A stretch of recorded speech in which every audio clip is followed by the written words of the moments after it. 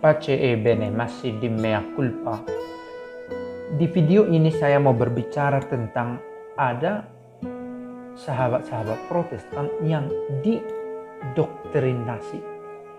indoktrinasi, diajarkan secara konsisten untuk memandang gereja Katolik sebagai gereja para penyembah berhala, memiliki pemimpin paus yang adalah antikristus, penyembah Lucifer dengan salib terbalik, dan ajarannya melenceng dari kitab suci, serta mengganggu banyak orang dengan patung-patung yang dia miliki.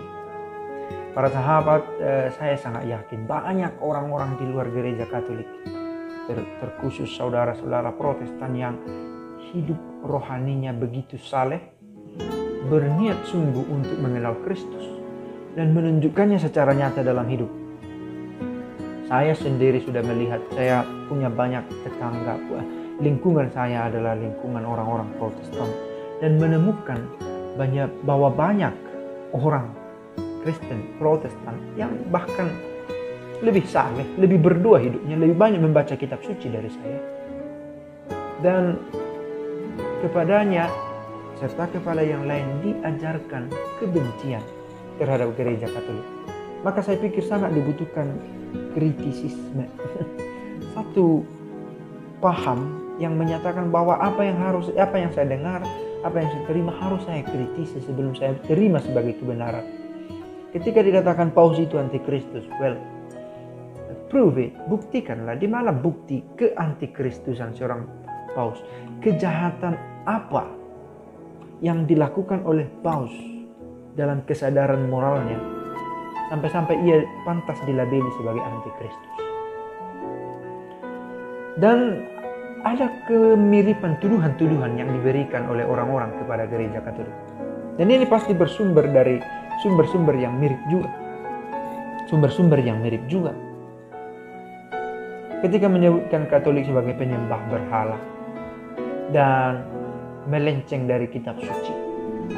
Bagaimana ia melenceng dari kitab suci secara sadar, sementara kitab suci dikanon oleh dirinya sendiri. Gereja sendiri yang memberikan kanon, inilah kitab suci kita, dan kemudian meninggalkan kitab suci itu. Bahwa dalam praksisnya ada penyelewengan secara parsial dilakukan oleh sekelompok orang, itu terjadi.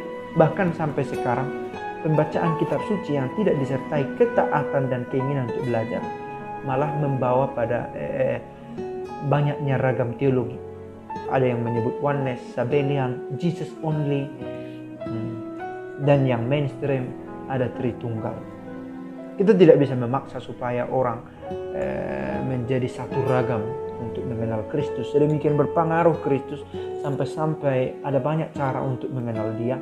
Ada banyak aliran teologis, pola berpikir teologis yang mencoba mengenali siapa Kristus lintas zaman. Pada zaman dulu, pada zaman sekarang, dan bagaimana ia kelak dikenali. Maka saya pikir amat diperlukan kritisisme di tengah umat untuk menyaring informasi-informasi yang diperoleh tentang siapa itu gereja Katolik. Gereja yang itulah gereja Katolik.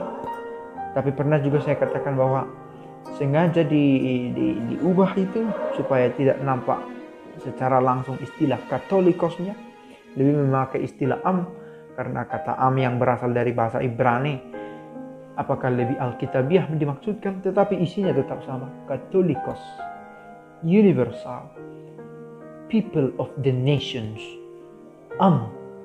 bangsa-bangsa. Pasti ada kepentingan yang dibela ketika ada orang yang menghasut umat untuk membenci gereja Katolik. Ada kepentingan yang melatar belakangi itu. Ada yang sering berkata, baiklah kita berjalan berdamai. Kita menginginkan itu. Tetapi faktanya masih ada ajaran-ajaran yang tidak tampak di permukaan, yang menebar kebencian.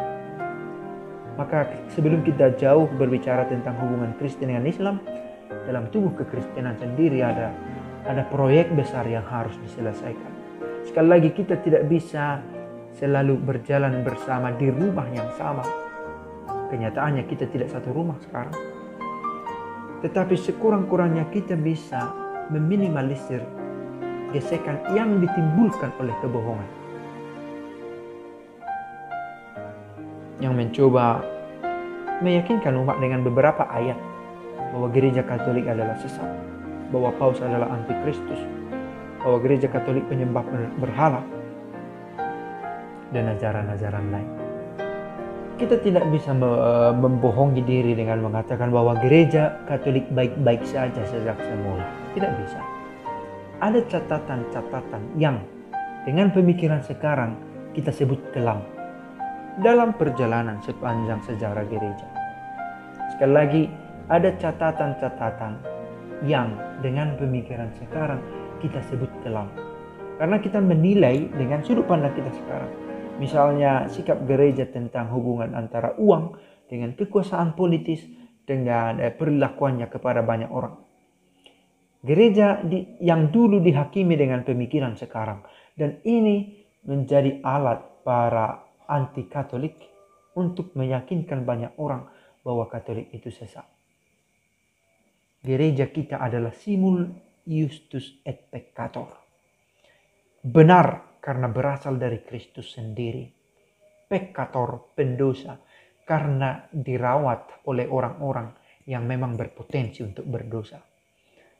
Tapi saya pikir gereja adalah proyek sepanjang hidup yang harus dirawat terus-menerus dengan segala kekurangan-kekurangan kita. Sekali lagi dikatakan ada yang begitu memuja sedemikian istimewa Martin Luther. Martin Luther bukan orang pertama yang mencoba mengkritisi cara hidup gereja. 300 tahun sebelum Martin Luther sudah ada Fransiskus Assisi. Tetapi apa yang dia lakukan? Fransiskus, perbaikilah gerejaku. Maka Fransiskus memperbaiki gereja dari dalam. Bukan malah pergi atau pengikutnya memilih untuk pergi. Sekali lagi, selalu ada catatan-catatan yang buruk. Dengan pemikiran sekarang kita pakai istilah buruk. Yang berlangsung di tubuh gereja dari tahun ke tahun. Tetapi kita tidak bisa dengan gampang berkata saya pergi dari gereja. Dan saya akan meninggalkan ini semua. Kita membutuhkan gereja untuk sanggup dengan baik menerima Kristus sebagai keselamatan kita. Kita membutuhkan gereja. Kita tidak bisa berbicara Jesus only dengan mengatakan saya tidak beragama, saya tidak butuh komunitas-komunitas. Itu sikap kafetaria, memilih yang dia pikir enak lalu meninggalkan yang buruk. Dalam gereja lah Kristus berkarya, dan gereja yang dimaksud di sini adalah gereja Kristus yang oleh gereja Katolik selalu diupayakan untuk dirawat dan dilestarikan di bumi. Pemikiran-pemikiran sederhana mana tahu berguna tentang meyakinkan diri kita, terutama umat Katolik, bahwa kita berada di komunitas yang menurut kita tepat dan benar, di mana Kristus berjaya. Amin. Pace e bene.